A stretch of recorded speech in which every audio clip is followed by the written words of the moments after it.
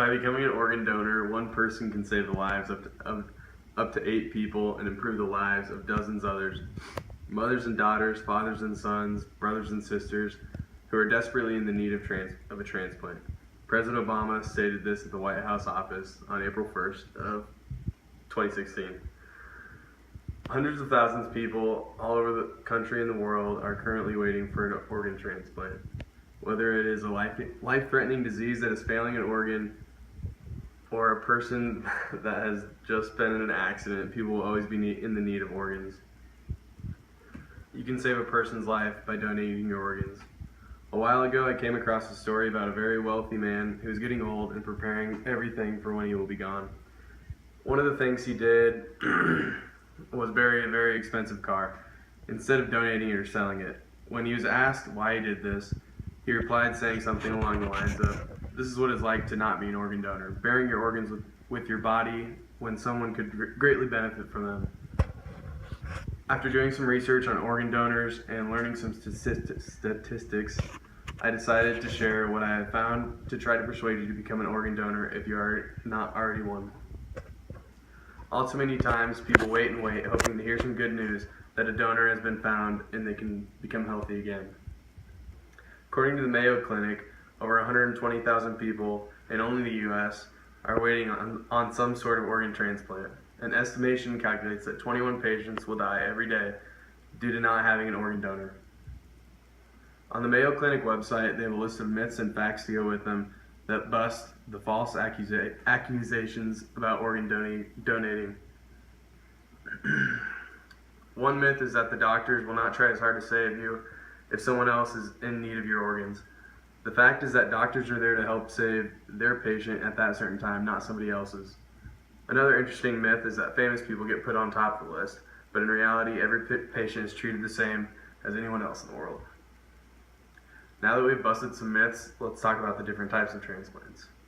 There are a few different types of transplants that could occur when you pass away as an organ donor.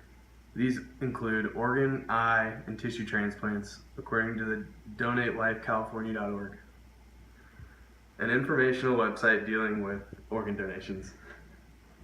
The first type of transplant is an organ transplant. This can be anything from a kidney, a liver, a pancreas, a lung, and even a heart. These have all been proven to be successful surgeries for patients, although some may be more dangerous than others. A second type is a tissue transplant. These transplants include skin grafts, heart valves, and even bones. One of the myths that Mayo Clinic had was that you cannot have an open casket if you get some of these transplants, but truthfully, the bones get replaced with bars that look like bones, and the clothes cover up where the doctors took the grafts. The third type of transplant is of the eye. This is the most interesting to me because of how crazy it is that a doctor can replace your non-working eye with someone else's so that you can see again. These can transplant whole eyes and or corneas. Those are the different types of transplants. Now let's get into why you should consider being an organ donor. According to organdonor.org, in the U.S., a whopping 120 million people have taken the turn to become an organ donor, which is helping about 79 people receive needed organs daily. Although this seems like a good number, there are still around 21 people that do not receive the needed organs every single day. Your organs are nothing to you once you have passed away. Why would you bury something in the ground so that not you or anyone could use? Even if you believe that you may be too old or don't have the healthiest organs, the doctors will run tests on your organs to see if they could be used for someone.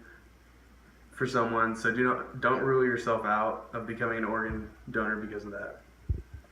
Most of the time, a doctor can salvage at least a few organs to be used for other people. If they were not salvageable, why would you need them anyways? Finally, if you're still alive and kicking, you can still donate an organ.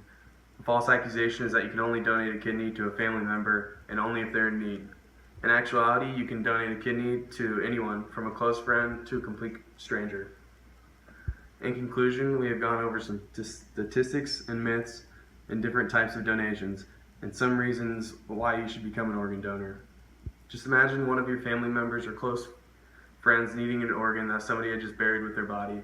That organ could have been used to save their life. Although it is up to your own opinions and beliefs, I hope that you will take these words to heart and make the decision to donate.